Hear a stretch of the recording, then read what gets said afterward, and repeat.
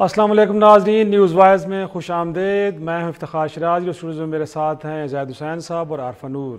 ناظرین، وفاقی کابینہ کا اجلاس آج ہوا ہے اور اس اہم اجلاس میں سابق وزیر خزانہ اسحاق ڈار صاحب کی جانب سے مختلف بینکوں اور مالیاتی اداروں کے سربراہان اور کمپٹیشن کمیشن کے جو کچھ عہدیداران تھے ان کو فارغ کرنے کا فیصلہ کیا گیا ہے، اور وفاقی وزیر اطلاعات چودھری فواد صاحب کے بقول یہ بھرتیاں غیر قانونی تھیں، اور اب سپریم کورٹ کے فیصلے کے تحت ان اداروں کی جو سربراہان ہیں وہ صرف وفاقی کابینہ کے فیصلوں سے ہی تعینات ہو سکیں گے، کوئی فرد واحد یہ کام نہیں کر سکتا۔ ساتھ میں وفاقی کابینہ نے جو اہم فیصلہ اور کیا ہے وہ یہ کہ سعودی عرب کی طرف سے جو سرمایہ کاری آ رہی ہے، کہا جا رہا ہے کہ اب جو گوادر کے اندر ایک آئل ریفائنری لگ رہی ہے اس کی منظوری دی ہے باقاعدہ طور پہ پرائم منسٹر کے نیچے وفاقی کابینہ نے۔ ساتھ میں پرائم منسٹر ہاؤس جس کے بارے میں کہا جا رہا تھا کہ اب وہاں پہ خان صاحب نہیں رہ رہے، اب اس کو کیا کرنا ہے، تو آج یہ بھی فیصلہ ہوا ہے کہ اسے یونیورسٹی کے اندر تبدیل کیا جائے گا، اور یہ جو ٹاسک ہے وزیر دفاع پرویز خٹک صاحب کی سربراہی میں قائم ہونے والی کمیٹی کے سپرد کر دیا گیا ہے۔ تو آج کے شو میں ہم ڈیبیٹ کریں گے کہ کیا ان بینکوں اور مالیاتی اداروں کے سربراہان کی تبدیلی سے کیا ان اداروں کی کارکردگی بھی بہتر ہو جائے گی، اور ساتھ میں جو سعودی سرمایہ کاری کا پچھلے کافی دنوں سے ہم شور سن رہے ہیں، کیا یہ سرمایہ کاری پاکستان کی معاشی مشکلات کو کم کرنے میں مددگار ثابت ہوگی کہ نہیں۔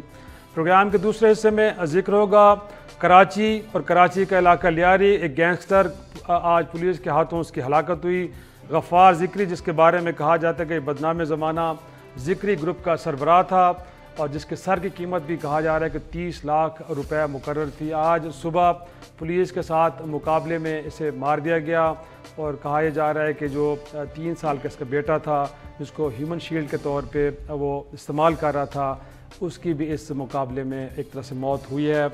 دیکھنا یہ ہے کہ جہاں پہ کراچی اور بالخصوص سندھ کی حکومت وہاں پہ اسٹریٹ کرائم کراچی کے اندر اس کے خلاف ایک طرح سے مہم چلا رہی ہے، ایسے میں غفار ذکری کی ہلاکت کیا واقعی کراچی کے شہریوں کے لیے ایک بہت بڑا ریلیف ہو سکتا ہے کہ نہیں۔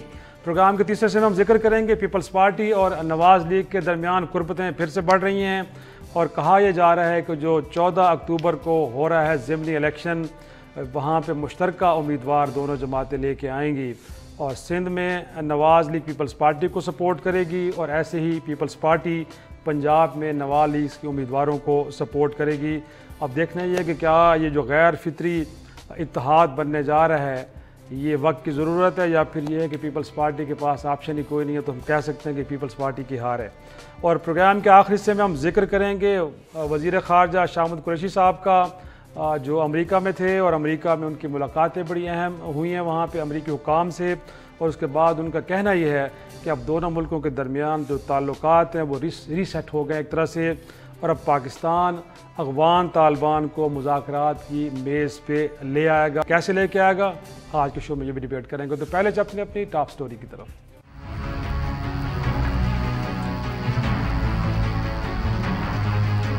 اسحاق ڈار صاحب کی طرف سے جو انلیگل اپوائنٹمنٹس کی گئی تھی، جو لوگ ہیں ان کو برطرف کر دیا گیا ہے۔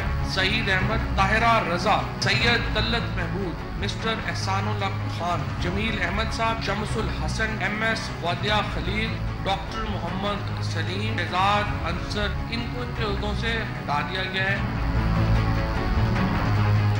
پرائم منسٹر ہاؤس ہے اس کو ایک سینٹر آف ایکسلنس بنایا جائے گا، بہت ہائی پروفائل یونیورسٹی جو ہے وہ وہاں پر بنے گی۔ 4-5 ریفائنریوں کی ضرورت ہے، وہ چائنیز بھی آئیں، انویسٹرز آئیں، ہم انہیں بھی ویلکم کریں، سعودیز آئیں انہیں بھی ویلکم کریں۔ شو میں ایک بار پھر خوش آمدید۔ اجاز صاحب، ایک تو جو کہتے تھے نا کہ یہ عمارتیں پاکستان کا سمبل ہے، ایک طرح سے ان کو باقی رہنا چاہیے، ان کو اداروں میں تبدیل نہیں کرنا چاہیے، بٹ اب پرائم منسٹر ہاؤس یونیورسٹی بننے جا رہا ہے۔ ماضی میں اگر کوئی غلط کام ہوئے ہیں، بٹ اگر لوگ ٹھیک آ گئے تھے اور کام ٹھیک کر رہے تھے، اس بنیاد پہ آپ لوگوں کو نکال رہے ہیں کہ کیونکہ طریقہ کار بالکل ٹھیک نہیں اپنایا گیا، تو اسی لیے ان لوگوں کو گھر بھیجا جا رہا ہے۔ اور ساتھ میں بڑا شور سن رہے تھے پچھلے 4-5 روز سے، سر پہلے کہا گیا تھا کہ 90 دن کے لیے، پھر کہا گیا کہ 5 سال تک کے لیے ڈیفرڈ پیمنٹ کے اوپر ہمیں تیل مل رہا ہے سعودی عرب سے۔ اب موصوف وزیر پیٹرولیم صاحب پریس کانفرنس میں بیٹھے تھے وزیر اطلاعات کے ساتھ، کہہ رہے تھے کہ یہ بات ہمیں کرنی نہیں چاہیے تھی، اور اندرونی ذرائع یہ بتا رہے ہیں کہ صاف انکار ہوا سعودی عرب کی طرف سے کہ بھائی جان یہ کام نہیں ہو سکتا۔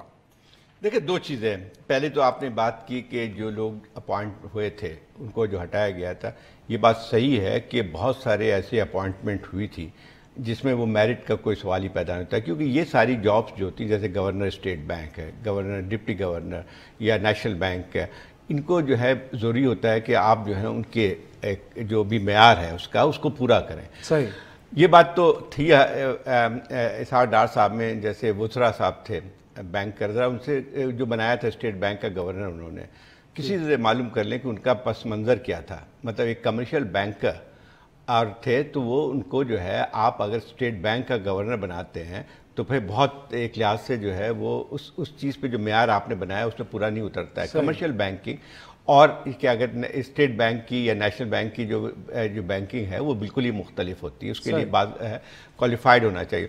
एक मिसाल थोड़ी सी देता हूँ मैं, जिससे साफ जाहिर होता है। जो ये स्टेट बैंक और governor state bank of India जो है, जो अभी तक था, वो IMF का चीफ इकोनॉमिस्ट रह चुका था।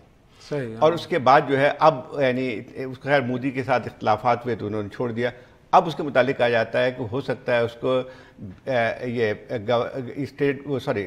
बैंक ऑफ इंग्लैंड का उसको चीफ बनाया जा सकता है। तो मसला ये है कि एक मेयार ये होता है, एक हमारे यहाँ ये मेयार रखा गया था। मैं ये नहीं कहता हूँ कि आपके पास जो है बहुत ही उसी पैमाने पे, लेकिन कम से कम चीज़ों को दोस्ती यारी से हटाना चाहिए।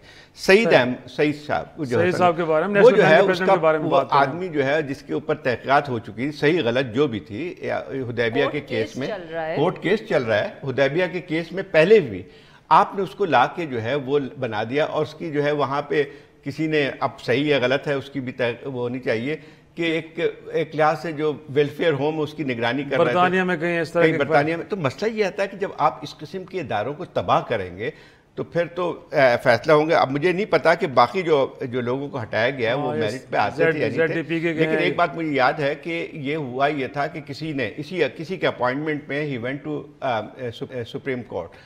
सुप्रीम कोर्ट ने वहाँ पे फैसला किया था कि बाद जो अपॉइंटमेंट्स हैं वो कैबिनेट की मंजूरी के बगैर नहीं हो सकती हैं। उसके बाद आपको याद होगा कि पहले 6 महीने में शायद एक आध दफ़ा मीटिंग हो जाया करती थी, कैबिनेट मीटिंग की, नवाज शरीफ साहब के ज़माने में। उसके बाद जो है सुना रेगुलर होने लगी थी एक हद तक, कि उसी फैसले के बाद जो है।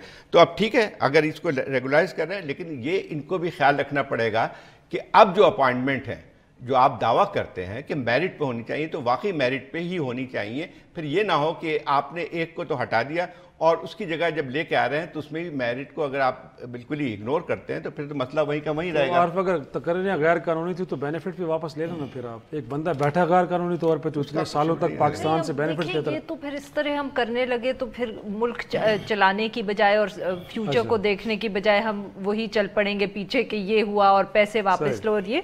मगर मुझे सिर्फ थोड़ा सा जो खदशा है वो ये है कि PTI जो जिस इतना शोर मचा रही है ना हर अपॉइंटमेंट पे, काश वो ये सब कुछ खामोशी से कर लेते। बिकॉज जैसे जाहिद साहब ने कहा कि पिछली अगर गलत हुई थी तो फिर अब PTI ने क्योंकि इतना पब्लिकली प्रेस कॉन्फ्रेंस करके कहा कि ये गलत अपॉइंटमेंट्स थी, हम इसलिए इनको हटा रहे हैं, अब हम और लोग लेके आ रहे हैं, तो फिर आप वही एक्सपेक्टेशंस बढ़ा देते हैं लोगों की कि अब आपकी जो अपॉइंटमेंट्स होंगी वो बहुत ज़बरदस्त होंगी। इदारों का टर्न अराउंड भी इतना आसान नहीं होता, महीनों में नहीं, कई दफ़े साल भी लग जाते। तो और ये हर हुकूमत का हक होता है कि वो आके अपनी मर्ज़ी के लोग लाएं। कुछ हद तक अपॉइंटमेंट्स आप कर सकते हैं रूल्स और रेगुलेशंस को अगर आप वायलेट ना करें। तो यही वो अगर खामोशी से नोटिफिकेशंस के थ्रू कर लेते तो शायद उनके लिए ही बेहतर होता, क्योंकि पार्ट ऑफ द रीज़न जो इस वक्त हम देख रहे हैं कि PTI की हुकूमत के ऊपर इतना प्रेशर है वो इसीलिए है कि उन्होंने इतना शोर मचाया हुआ था कि हम आते साथ इतना कुछ कर लेंगे कि अब वो लोग एक्सपेक्ट करते हैं कि वो सचमुच दिनों के अंदर कर लेंगे, जबकि अच्छे काम दिनों के अंदर होते नहीं हैं, उसके अंदर हफ्ते और महीने लग जाते हैं। तो लेकिन कहते हैं जिक्र करना तो बड़ा ज़रूरी होता है ना, बताना होता है कि पिछली हुकूमत क्या करतूत करके गई और हम क्या चीज़ों को ठीक करने जा रहे हैं। तो उसका जिक्र किए बगैर तो खामोशी से वो तो 6-8 भैंसों का जिक्र किए बगैर भी नहीं रह सके। आप इतने बड़े इदारों के सरबराहों के बारे में कहते हैं कि चुपके से प्रेस रिलीज जारी होती है। जिस दिन ठीक कुछ कर लेते तो अगर उस दिन कह देते कि खराब किया है तो बेहतर रहता, क्योंकि उन्हीं के ऊपर प्रेशर बढ़ रहा है। اور وہ بار بار وہ لگ بھی رہا ہے کہ نوٹیفیکیشن دے دیتے، ختم بات ہوئی کہ ان کو اس وجہ سے ہٹایا گیا، یہ سے ہوا تھا۔ ایس سی سی پی کا انہوں نے اگلے دن ہیڈ چینج کیا ہے نا، وہ صرف نوٹیفیکیشن کے تھرو ہوا ہے۔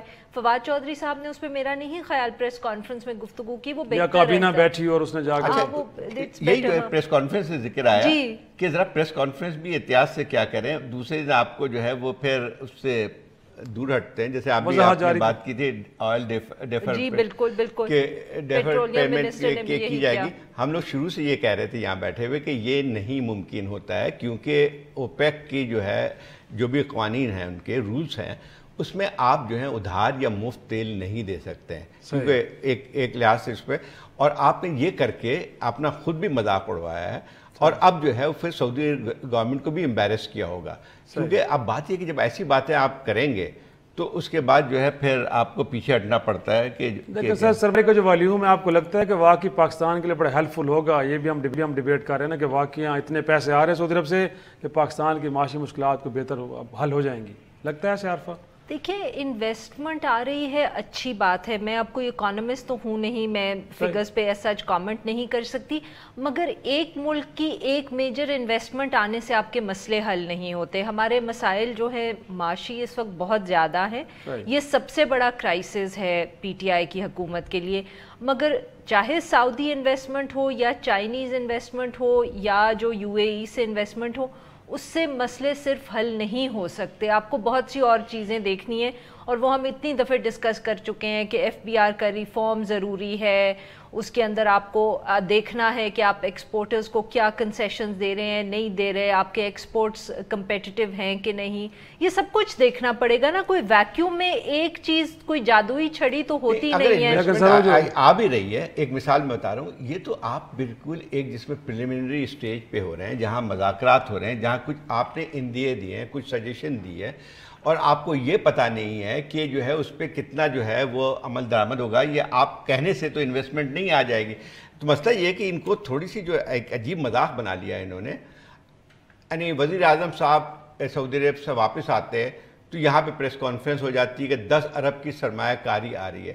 اب آپ اس قسم کی چیزیں جب کہتے ہیں، کوئی ایک سنجیدہ ملک، ایک سنجیدہ حکومت اس قسم کے دعوے نہیں کرتی ہے، آپ کو انتظار کرنا چاہیے جبکہ وہ معاہدے ہو جائیں، اس پہ انویسٹمنٹ شروع ہو جائے۔ ایم او یو بھی جو ہے نا بعض دفعہ اس میں اس کا ایم او یو ہوتا ہے کہ یہ آپ کا ایک انڈرسٹینڈنگ ہے، ایک طرح سے وہ بائنڈنگ نہیں ہوتی، بالکل ہی بائنڈنگ نہیں ہوتا نا سر، بالکل ٹھیک ہے۔ اور میرے خیال میں اسد عمر صاحب نے وہ جو 10 ارب کی اماؤنٹ کا ذکر ہوا تھا، اس کو اسد عمر نے سے جب بھی کسی نے پوچھا تو انہوں نے کہا کہ ایسی ابھی کوئی چیز نہیں، اور ہم اماؤنٹس کی بات نہیں کر سکتے۔ اور بات کی تعریف تو کر دینا، یونیورسٹی بنا رہے ہیں پرائم منسٹر ہاؤس میں، ساتھ انہوں نے کہا ہے کہ پنجاب کے جتنے بھی ڈسٹرکٹ ہیں وہاں پہ کمشنر کا جو گھر ہے 35 کنال، ڈپٹی کمشنر کا 33 کنال کے اوپر ہے، کہتے ہیں وہ بھی ہم استعمال کرنے جا رہے ہیں۔ تو یہ تو میرے خیال میں پی ٹی آئی کا ایک اچھا اقدام ہے نا۔ دیکھیں نیت بری نہیں ہے، مگر یہ سب جو باتیں ہیں جب تفصیل آئے گی تو ہی ہم کہہ سکتے ہیں نا، ہمیں بھی بہت زیادہ جلد بازی نہیں کرنی چاہیے، نہ تنقید کرنے میں اور نہ تعریف کرنے میں۔ سینٹر آف ایکسلنس بنانا اور یا اس کی نیت کرنا ایک چیز ہے، اس کو اچیو کرنا ایک دوسری چیز ہے، کیونکہ اس کے لیے جس قسم کی ریسورسز چاہیے، اور ریسورسز سے ہماری مراد صرف یہ نہیں ہوتی کہ آپ کے پاس پیسے ہیں کہ نہیں، اس سے یہ بھی ہوتا ہے کہ آپ وہ ہیومن ریسورس کہاں سے لائیں گے، کیونکہ سینٹر آف ایکسلنس تو بنتا ہے اس کوالٹی آف ریسرچ سے جو وہاں ہوتی ہے۔ ٹیچنگ بھی جو ہے وہ ایک سینٹر آف ایکسلنس نہیں بناتی۔ ہمارے ہاں جو یہ کانسیپٹ ہے نا کہ ایک اچھی یونیورسٹی ہے، اس میں اچھے استاد ہوں گے، استاد اچھے جو ہوتے ہیں ان سے نہیں ریپیوٹیشن بنتی، ایک یونیورسٹی کی جو ریپیوٹیشن ہے وہ بنتی ہے جو آپ ریسرچ وہاں کرتے ہیں، سالوں سال بنتی ہے، اور بالکل اس پہ وقت لگتا ہے۔ بڑی بڑی یونیورسٹی ہے دنیا بھر کی، تو ایک کلچر ڈیولپ ہوتا ہے، وہ یہ ہے کہ اب ٹھیک ہے، اچھا میں وہی عارفہ کی بات صحیح ہے کہ آپ کے انٹینشنز اچھے ہیں، ٹھیک ہے، لیکن اس کو جو ہے ٹھیک ہے اس ساری چیزیں کریں، لیکن مسئلہ یہ آتا ہے کہ بعض چیزوں کو جو اتنی جلدی ہے کہ ہر روز پریس کانفرنس کر کے آپ کو اعلان کرنے کی ضرورت نہیں ہونی چاہیے، ایک تو یہ بات ہوئی۔ دوسری بات یہ کہ اس پہ میرا اتفاق ہے کہ جو ہے جب 35 کنال کا اگر ہے تو وہ ایک کلونیل پیریڈ میں زمینیں بے تحاشا ہوا کرتی تھی، اس کو جو ہے واقعی یوٹیلائز صحیح طور پہ لے کے آئے۔ دنیا بھر میں یہ ہوتا ہے کہ تبدیلی آتی ہے تو اس کے ساتھ ساتھ جو ہے آپ کو چیزوں کو ایڈریس کیا جاتا ہے۔ ایک بریک لیتے ہیں، بریک کے بعد کراچی میں گینگسٹر کی ہلاکت، غفار ذکری، اب کتنا یہ بہت بڑی اچیومنٹ ہے، اس کے بعد ہم کیا امید رکھیں کہ اتنے بڑے فائنینشیل سٹی کے اندر اب جو اسٹریٹ کرائمز ہیں اس میں کافی کمی آئے گی. بریک کے بعد ڈسکس کرتے ہیں.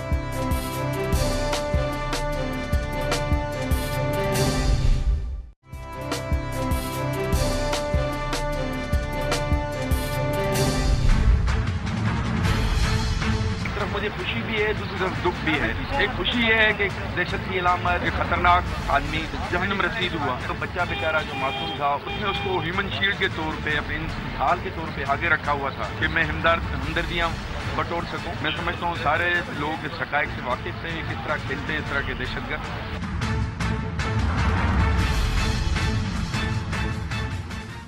شو میں ایک بار پھر خوش آمدید. ظاہر صاحب کہا جا رہا ہے کہ کراچی کے اندر دہشت کی علامت تھا غفار ذکری، اور اسٹریٹ کرائم وہ جب باقی ہے غواب رہتا وان کافی وارداتوں کے سینکڑوں درجنوں وارداتوں میں ملوث تھا، آج مارا گیا. بٹ میرا سر نقطہ یہ ہے کہ جب ایک شخص معاشرے میں آ گیا تھا تو اس معاملے کو تھوڑا سا بہتر انداز میں ہینڈل کیا جا سکتا تو کم از کم 3 سال کے بچے کی تو کم از کم ہلاکت نہ ہوتی نا. تو پولیس کے اگین پھر کیپیسٹی کے ایشوز تو سامنے آ رہے ہیں نا سر، کہ آپ نے پھر کراس فائر کے اندر جو بھی سامنے آیا آپ نے گولی چلا دی. اس کے اندر آپ روڈوں کے اوپر بھی اگر کسی ڈاکو کو پکڑتے ہیں تو اس میں کوئی بچی کی ہلاکت ہو جاتی ہے تو آپ کہتے ہیں جی بس ہم تو چور کو پکڑ رہے تھے تو اس چکر میں ہو گیا. یہاں پہ بھی ایک شخص آپ کہہ رہے ہیں کہ ہمارے محاصرے میں ہے، بٹ آپ نے اس کو بیسٹ وے میں ہینڈل نہیں کیا. دیکھیں پہلی بات تو آپ نے بات کی نا کہ اس میں اسٹریٹ کرائم میں کمی آئے گی. اسٹریٹ کرائم میں کمی نہیں آئے گی، آرگنائز کرائم میں کمی آئے گی. بیسیکلی بہت بڑا جو ہے گینگ جو جس کو ہم کہتے ہیں کہ لیاری گینگ اور یہ والا، تو ایک پورا ایک آرگنائز جس کو کہتے ہیں جرائم کا جو ہے ایک اڈا تھا. تو یقینی طور پر اس کا بڑا نام اس سلسلے میں کہ بدناموں میں نام تھا، جیسے یہ رحمان ڈکیت اور 3-4 اسی قسم کے لوگ تھے، اس کی ہی لیول کا کوئی تھا. لیکن یہ بات آپ کی صحیح ہے کہ یعنی اگر اس قسم کے جو کلیشز ہوتے ہیں اس میں دنیا میں اور جگہ پہ اس بات کا احتیاط کی جاتی ہے، کوئی بھی ہو تو اس میں جو ہے کہ آپ کے کوئی بے گناہ یا بچہ، تو خیر بہت بڑی بات ہے کہ 3 سال کا بچہ جو ہے آ گیا.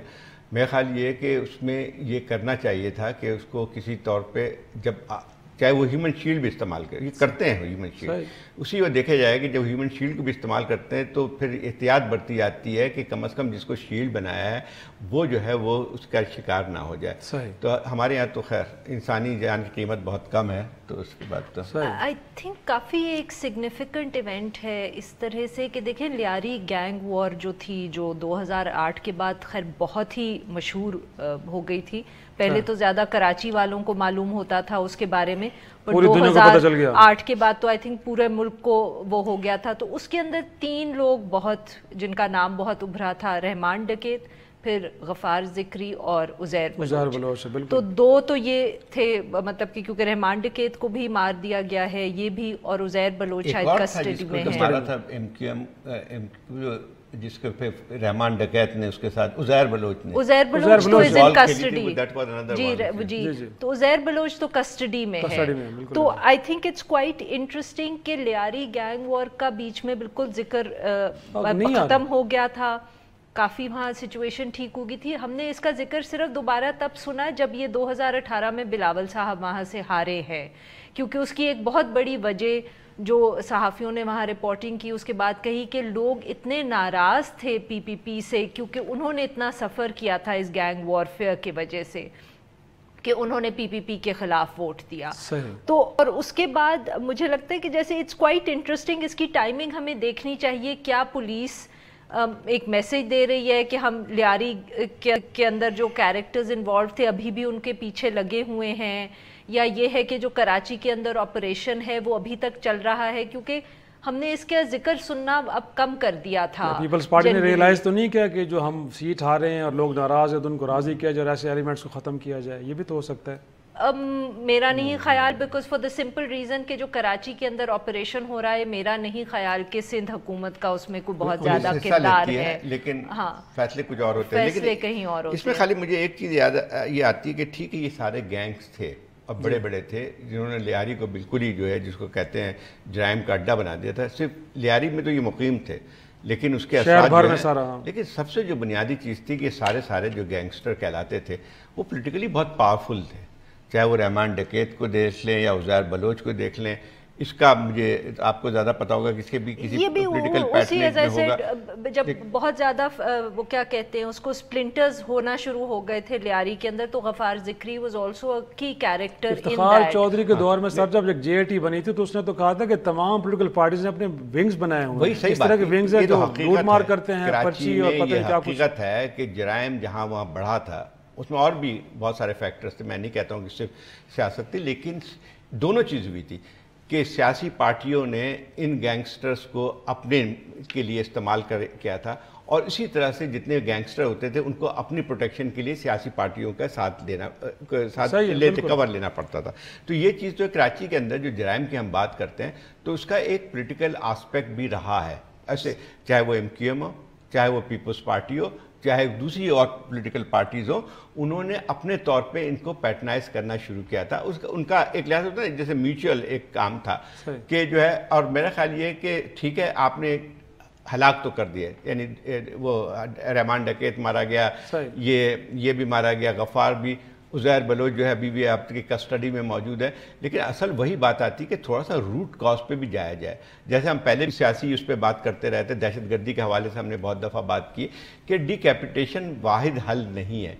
आप ये समझ लें कि आप 5 बड़े लोगों को मार दिया, ठीक, उससे वो तो पड़ेगा, असर तो पड़ता है, लेकिन उसके साथ साथ फिर जुराइम खत्म नहीं होता, करनी पड़ेगी ताकि जुराइम की जो बुनियाद है वो खत्म हो, उसे खत्म किया जाए। सर पार्टली इसके अंदर, sorry just one last point, कि लियारी को अगर PPP ने अगर छोड़ा ना होता, लिटरली गैंग्स के हवाले कर दिया था ना, तो इसीलिए तो ये इतने ताकतवर हो गए थे पॉलिटिकली भी और क्रिमिनली भी। और कहा यह भी जाता है कि कुछ तंजीमों में तो कालेदम तंजीमों के लोग भी कुछ पार्टीज के अंदर है, तो उनको भी मेरे ख्याल में देखना चाहिए कि वो भी ऑपरेट वहाँ पे कर रहे हैं। एक ब्रेक लेते हैं और ब्रेक के बाद पीपल्स पार्टी और नून लीग में कुर्बतें बढ़ रही हैं, और बुनियादी वजह यह कि 14 अक्टूबर को जो ज़िमनी इंतखाबात होने जा रहे हैं, तो सिंध में और पंजाब के अंदर दोनों जमातें चाहती हैं कि वो ये ज़िमनी इलेक्शन जीत पाएँ, तो क्या ये मुमकिन हो पाएगा कि नहीं? छोटी सी ब्रेक के बाद।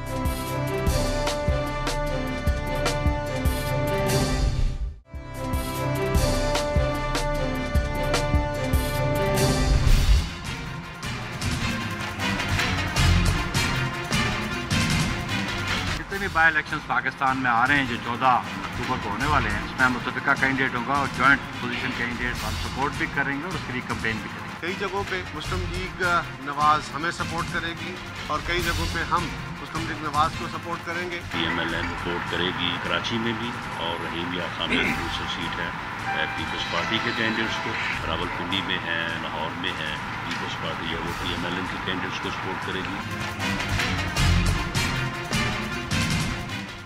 शो में एक बार फिर खुश आमदेद। जैसे पहले तो मुझे ये बताएं कि ये अपोजिशन इत्तेहाद के लिए कौन सी जमात ज़्यादा वैसे सीरियस है, क्योंकि पार्लियामान के अंदर जब प्राइम मिनिस्टर का इंतखाब हुआ मुश्तरका कैंडिडेट नहीं ला सके, जब प्रेसिडेंशियल इलेक्शन होने जा रहा था उस वक्त भी इत्तेफाक नहीं हो सका, और अगर वो अपनी माइट दिखाना चाहते ताकत, तो सेनेट तो बड़ा खुला पड़ा है, वहाँ पे तो शजरानी साहब को घर भेज सकती दोनों जमातें। ये क्या हो रहा है सर? वैसे नहीं, ये बात देखें, ये आसान तरीन है, ये इत्तेहाद जो है, इलेक्टोरल अलायंस जो है, अच्छा ये आसान तरीन होता है, इसमें कोई रुकावट नहीं है। अच्छा, अगर आप फर्ज कीजिए कि ये कह रहे हैं मुस्लिम लीग के जो है वो सिंध में बाई इलेक्शंस में या कराची में बाई इलेक्शंस में वो पीपल्स पार्टी के कैंडिडेट की हिमायत करेगी, तो मतलब ये है कि वो वैसे भी लड़ते तो शायद उनके पास कोई नहीं था। इसी तरह पंजाब के उसमें जो है पीपल्स पार्टी उनको सपोर्ट करेगी, जो है वहाँ पे तो कैंडिडेट भी शायद मुश्किल से मिले बाज़ इलाकों में, लेकिन एक खाली इसमें है रहीम यार खान का। अच्छा, उसमें जो है it will make some difference, लेकिन होता ये है कि आम तौर पे पंजाब के अंदर जो हिस्टोरिकल और ट्रेडिशनल जो पोलराइजेशन थी पॉलिटिकल, वो पीपल्स पार्टी और PMLN के दरमियान थी, और वो जो है मुखासमत जो है वो ख़त्म नहीं हुई उस लिहाज से। तो ये कहना कि उसका वोटर जो है मुस्लिम लीग का जो है पीपल्स पार्टी को वोट देगा या पीपल्स पार्टी का, पंजाब के अंदर किससे बात कर रहा हूँ, शौकत जज़ोरी की सीट के ऊपर आरफा सारी जमातें इकट्ठी हुई थी, नून लीग, ANP, पता नहीं कौन कौन, लेकिन उसके बावजूद PTI को नहीं हरा सके। देखिए यहाँ पे क्या चमत्कार कर देंगे आप? इसमें जो सबसे बड़ी मुझे और बात लग रही है वो ये है कि अब तो साफ जाहिर हो गया है कि जरदारी साहब को और बिलावल भुट्टो साहब को भी पंजाब में कोई इंटरेस्ट नहीं है, क्योंकि PMLN ने तो बहुत अरसे से ये क्लियर कर दिया है कि उनको पंजाब से बाहर कहीं सीट्स नहीं जीतनी, उनका तो मतलब कि वो तो एक पंजाब की पार्टी है। مگر PPP ہمیں وقتاً فوقتاً یہ وعدہ کرتی رہتی ہے اپنے بیچارے ووٹرز سے کہ نہیں ہم ریوائیو ہو رہے ہیں، اور اب دیکھیں پہلے زرداری صاحب تھے، اب بلاول بھٹو ہیں اور بلاول بھٹو ریوائیو کریں گے، کائرہ صاحب ریوائیو ہو رہے ہیں، کائرہ صاحب ریوائیو ہو رہے ہیں۔ اور اب مسئلہ یہ ہے کہ جب پنجاب کے اندر جو ڈاؤن فال ہوا ہے PPP کا، وہ اس لیے ہوا ہے کہ انہوں نے اینٹی نواز پالیٹکس نہیں کی اور عمران خان صاحب نے وہ ویکیوم فل کر دیا۔ اور یہ جو اب اس وقت حشر ہے پارٹی کا، انہوں نے جو اپنی کیمپین پنجاب میں بلاول صاحب نے شروع کی، وہ اتنی دیر سے شروع کی کہ سوائے PPP کے کچھ جو ٹویٹر پہ جہادی جالے تھے، ان کا خیال تھا کہ وہ پنجاب میں بہت اچھی پرفارمنس دیں گے، سب کو معلوم تھا کچھ نہیں ہوگا۔ اب یہ اگلے 5 سالوں کی تیاری کرنے کی بجائے اس وقت پھر وہی کر رہے ہیں کہ پنجاب میں یہ کہہ رہے ہیں کہ آپ نے کیونکہ جیتنا ہے اس لیے ہم الیکشن نہیں لڑیں گے۔ آپ کے خیال میں جو رہا تھا وہ بھی ختم ہو جائے گا؟ نہیں زاہد صاحب، بٹ کوشش تو کریں نا، دیکھیں 5 سال کی، میں کہہ رہا ہوں اس الیکٹرل الائنس کے بعد بالکل جب پی ایم ایل این کو آپ سپورٹ کرتے ہیں۔ ڈان میں 2 دن پہلے سٹوری چھپی ہے کہ جو پنڈی کی سیٹ تھی اس پہ انہوں نے وہ MWM کے مولانا ناصر عباس کے بیٹے کو ٹکٹ دیا PPP نے۔ اچھا اس نے لاسٹ منٹ پہ وہ ٹکٹ واپس کر دیا، اس نے کہا میں نے الیکشن نہیں لڑنا، اور پھر انہوں نے تبھی فیصلہ کر دیا تھا کہ ہم PPP کو سپورٹ کریں گے۔ اچھا، اور پنڈی کے اندر یہ ایک مستقل پرابلم رہا ہے 2013 آنورڈز کے لوکل لیول پہ PPP کو PMLN اتنی ناپسند ہے کہ وہ ان آفیشلی PTI اور شیخ رشید کو سپورٹ کرتے ہیں، قیادت جو بھی فیصلہ کر لے، قیادت جو بھی فیصلہ کر لے وہ، اور اسی وجہ سے وہ ان کو ایڈوانٹیج مل جاتا ہے۔ اب یہ پھر یہ فیصلہ کر رہے ہیں، وہ کیا ہوگا جو تھوڑی بہت PPP رہ گئی ہے پنڈی میں، کیونکہ زیادہ تر تو وہ چلی گئی ہے PTI میں، وہ پھر ناراض ہو کے چلے جائیں گے۔ سو یہ اس وقت جو یہ ریوائیول، کیا مطلب کہ بلاول بھٹو صاحب کا یہ خیال ہے کہ 4 سال آپ PMLN سے کوآپریٹ کرتے رہیں گے اور پھر آپ 6 مہینے پہلے الیکشن سے سڑک پہ نکلیں گے پنجاب میں تو آپ الیکشن جیت جائیں گے؟ عارفہ بات تو ٹھیک کرے سر، جب آپ کو شہباز شریف صاحب کو ووٹ دینا تھا PM کے لیے تو آپ نے کہا کہ جی ہمارا ووٹر بڑا ڈسٹرب ہو گیا، انہوں نے کہا کہ جی نواز دور میں اور شہباز دور میں جو متاثرات ہوا ہے، ان کا جو رویہ تھا، جس طرح کی زبان استعمال کر رہے ہیں، ہم کیسے سپورٹ کر سکتے ہیں؟ اب ضمن الیکشن کے اب پھر آپ اکٹھے کھڑے ہو گئے ہیں، تو کچھ منطق مجھے سمجھ نہیں آ رہی سر کہ کرنا کیا چاہ رہے ہیں آپ؟ منطق ڈھونڈنے کی کوشش نہ کیا کریں پاکستان کی سیاست میں، کیونکہ زرداری صاحب کی سیاست، زرداری صاحب ان پاپولسٹ پالیٹکس۔ آپ بات کریں، ہم ابھی نیچے جیسے بات کر رہے تھے کہ کتنے لوگ جو ہیں کتنی جلدی پارٹیاں تبدیل ہو کے آ جاتی ہیں، تو وہ مطلب ان کی ریشنالٹی ہوتی ہے، ضرورت کے تحت فیصلے پرویز الہی کا انہوں نے بی نے جب وہ دھماقہ ہوا تھا کارساز کا، اس کا نام FIR میں درج کروایا تھا، اور وہ پرویز الہی صاحب جو ڈپٹی پرائم منسٹر بنے تھے، قاتل لیگ بلایا تھا ان کو زرداری صاحب نے۔ تو وقتی ضرورت کے تحت فیصلے ہوتے ہیں، تو یہ فیصلہ کسی، بٹ ایٹ لیسٹ میرے آرگیومنٹ یہ ہے کہ وہاں وقتی ضرورت سمجھ آ رہی ہے۔ مجھے بتائیں کہ PPP کو اس میں سے وقتی فائدہ کیا ہے؟ لانگ ٹرم میں کیا فائدہ ویسے ہی ہارنا ہے، میں تو لانگ ٹرم کی بات کری نا، آپ مجھے شارٹ ٹرم بینیفٹ تو کوئی بتائیں اس کا۔ چلیے مان لیا کہ آپ کے کچھ ووٹر جو ہیں وہ، ایک تو مجھے 100% یقین ہے کہ پیپلز پارٹی کا ووٹر جو بھی رہ گیا ہے وہ کبھی بھی PMLN کو ووٹ نہیں دے گا، یہ پکی بات ہے۔ زاہد صاحب آپ کو یاد ہے سینٹ کے الیکشنز کے بعد آپ اور میں گفتگو کرے تھے ایک PPP کے لیڈر سے، اور انہوں نے کہا، جب یہ تنقید ان پہ ہو رہی تھی بہت کہ آپ نے سینٹ کے الیکشن میں کیا کہا، تو انہوں نے آگے سے کہا کہ آپ صحافی حضرات جو بھی کہتے رہیں، ہمارا ورکر ہم سے اتنا خوش ہوتا ہے جب ہم PMLN کے خلاف ایسی بھی کوئی کنسپیرسی بھی کرے، یعنی یاد ہے آپ کو؟ صحیح بات ہے ان کا کہ وہ کتنے ہم سے خوش ہیں آج۔ جس کا جو ہے جواز جو ہے نا بقا کا جو پنجاب میں، تو وہ تو وہی تھا پیپلز پارٹی کا۔ اب وہی بات آتی ہے کہ میرا خیال یہ ہے کہ اور کراچی میں کیا فرق پڑے گا مجھے بتائیے کہ شہباز شریف خود الیکشن لڑے، وہ نہیں جیت پایا، تو وہاں سپورٹ کر کے پیپلز پارٹی کو کیا جتوائیں گے؟ وہاں پہ کوئی بہت بڑا اثر رسول نہیں ہے، صحیح، اس میں یہ تھا کچھ پاکٹس آف تھے، لیکن اس کو کبھی بھی نواز شریف صاحب نے سندھ میں پارٹی کو آرگنائز کرنے کی کوشش نہیں کی۔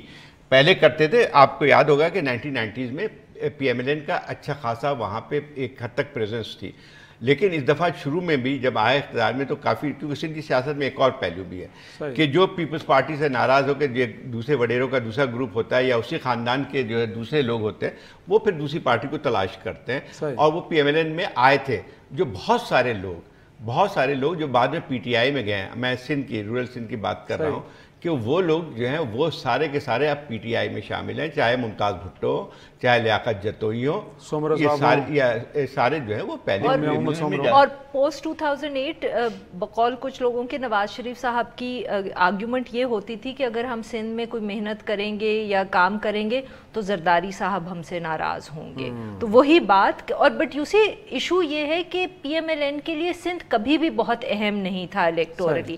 پیپلز پارٹی کے لیے تو پنجاب انہوں نے کوشش شروع کی. میرے کہنے کا مقصد ہے کہ جس طرح پی پی پی کے لیے الیکٹورلی دیکھیں آپ پنجاب سے جہاں سے آپ 40 50 60 سیٹس جیت رہے ہیں تو اس سے اگر آپ کمپیئر کریں تو میرا نہیں خیال سندھ کبھی اتنا اہم تھا پی ایم ایل این کے لیے. لیکن ایک اور وجہ تھی نا، اس کی وجہ یہ تھی کہ پہلے پی ایم ایل این کا اتنا سویپنگ اثر پنجاب میں نہیں تھا. پیپلز پارٹی اچھے خاصے ووٹ یا جو ہے اس سیٹیں جیتتی تھی.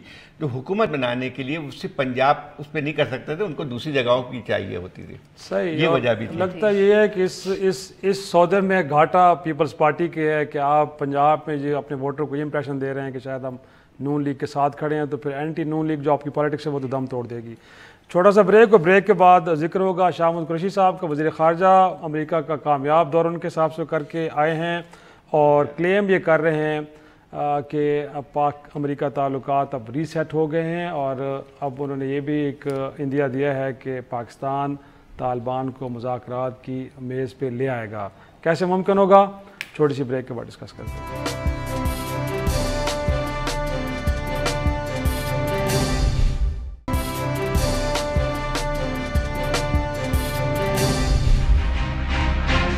امن چاہتے ہیں، ہم بہتری چاہتے ہیں. ہم سمجھتے ہیں کہ افغانستان میں اگر امن ہوگا، استحکام ہوگا، اس سے ہم مستفید ہوں گے. اس وقت ایک پیش رفت یہ ہے کہ اس سیاسی حل کے لیے، پولیٹیکل سیٹلمنٹ کے لیے ہر طرف ایک ماحول بنتا چلا جا رہا ہے.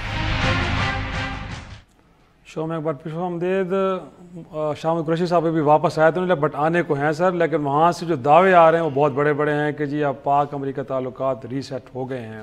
اور آپ کو بھی لگتا ہے سر کہ ریسیٹ ہو گئے ہیں اور بالخصوص افغانستان کا مسئلہ وہ حل ہونے جا رہا ہے؟ اور پھر وہاں پہ جو کہا جا رہا ہے پاکستان کی طرف سے ڈیمانڈ ہے کہ جی انڈیا کا رول ذرا اس کو تھوڑا سا منیمائز کریں کیونکہ پاکستان نے بڑی قربانیاں دی ہیں اور آپ وہاں پہ انڈیا کو بہت بڑا رول دینے جا رہے ہیں. تو کیا واقعی امریکہ اس معاملے پہ بھی کنونس ہو گیا کہ ہاں پاکستان کی ڈیمانڈ بڑی لاجیکل ہے؟ دیکھیے پہلے تو ہمیں اس چیز کو میرے خیال بالکل ترک کر دینا چاہیے جو اکثر ذکر آتا ہے کامیاب دورہ.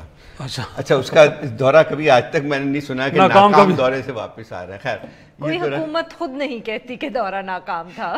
ذرا بتا دیتے نا کہ ناکام راجے کامیاب. اس کا معیار کیا ہے کامیاب؟ خیر وہ بھی ایک میں نے کہا کہ دعوے بڑے یار دعوے کر رہے ہیں. لیکن مسئلہ یہی آتا ہے کہ شاہ محمود قریشی صاحب کو تھوڑا سا یعنی ایک جو ڈپلومیسی کا جو تقاضا ہوتا ہے اس کو پورا کرنا چاہیے. چیزیں بولی نہیں جاتی بہت ساری چیزیں.